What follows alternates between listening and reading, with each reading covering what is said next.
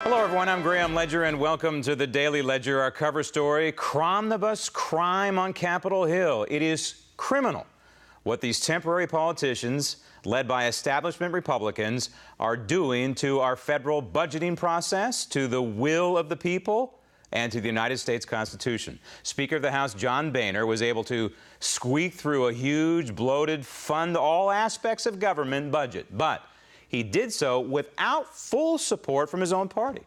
You see, conservatives said no to the reckless spending plan, so Boehner had to cross the aisle. He was forced to strike deals with Nancy Pelosi, and Boehner elicited support from the man who clearly can't be trusted, Barack Obama.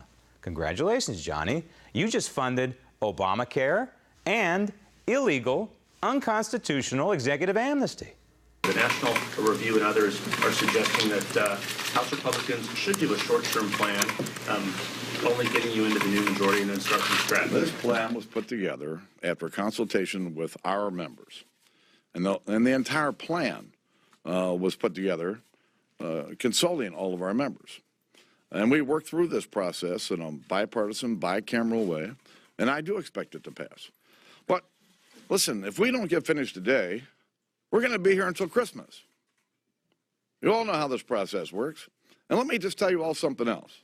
There's not one of you in this room that doesn't understand that this is exactly the way I don't want to do business.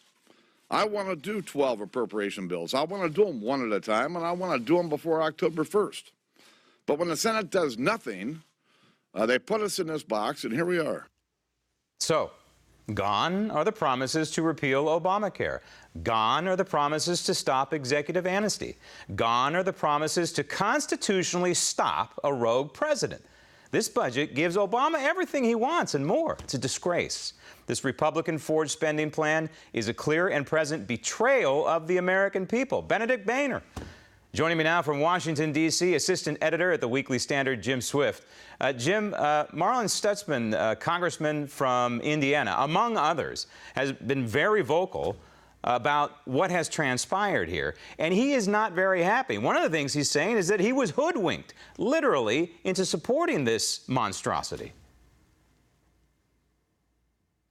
Well, you know, Graham, I think that the objections by conservatives to funding Obamacare, so to speak, and the executive amnesty debate is still, you know, kind of waning as Republicans, if this, you know, Cromnibus passes, will leave DHS absent funding come, I think, February. But, you know, I think there's a good point to be made that, you know, funding the entire next fiscal year with this Cromnibus was the wrong way to go. You know, funding it for a couple months, 5, 6 months, 3, 4, 5, 6 months, would that have been the end of the world to allow, you know, new Republican members to kind of weigh in, both in the House and Senate? I think that might have been a better strategy. But, you know, I'm still not sure we're going to defund Obamacare in the short term. The debate will happen, but I'm not sure we'll be victorious on that. You are hitting the nail on the head, Jim. This is why they wanted to rush it through. This is why they wanted this huge budget. So these new members of Congress, many of them more conservative, would not have a voice. They would be silenced. What should happen here is that they pass a continuing resolution for about a month and a half, allow the new Congress to be seated, and then return to regular order. I want to throw a statistic out at you. This is from CNS News, just crossed. And that is, over the last 3.8 years, the budget deficit has increased $3.8 trillion.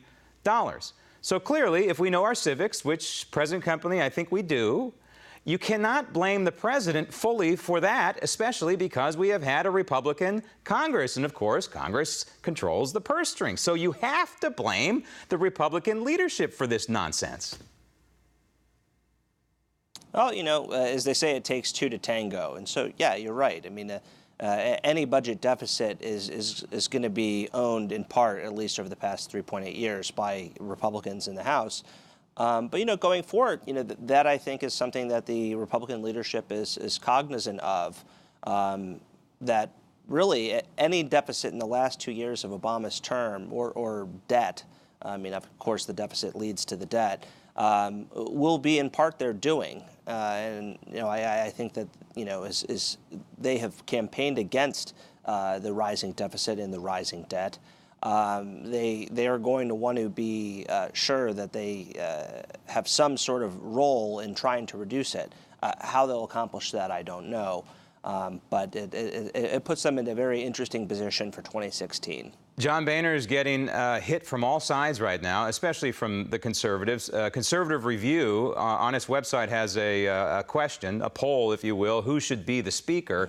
And it is Trey Gowdy with about 48% leading right now. And second is Matt Salmon. John Boehner gets a big, fat goose egg. Now, this is obviously a skewed audience.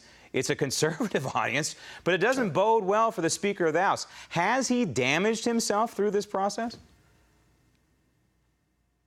It's tough to say. I for one, like John Boehner, and I'm wearing my Ohio State tie. Go Buckeyes!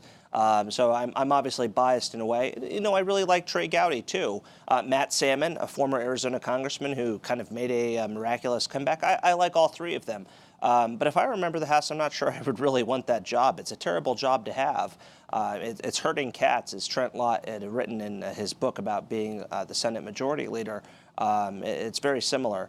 I think on one hand, he has, in fact, damaged it a little bit. I mean, the transparency pledges that the House came to power with, saying that members will have 3 days to read every bill, which was kind of an homage to criticizing the rushing of Obamacare, clearly has not been kept. Not when I worked there and not now. But, more or less, I think Boehner has done an above-average job for the hand he's been dealt, which isn't to say he hasn't made mistakes or is not beyond criticism. Right. But it's certainly a thankless job. Speaking of promises not kept, roll tape. As a mom, I know it hurts families. My son has diabetes, and our insurance was canceled under Obamacare. Like many, we now pay more for less coverage. Mitch McConnell is working for common-sense healthcare reforms. That starts with repealing Obamacare. And Mitch is leading the fight because he cares about patients and families like mine. I'm Mitch McConnell, and I approve this message. Okay, what I heard in that ad, Jim, is clearly Mitch McConnell saying he's going to repeal Obamacare. Now, to me, I took 4.5 years to go to college, but to me, it seems as though when you fund Obamacare, you're not repealing Obamacare.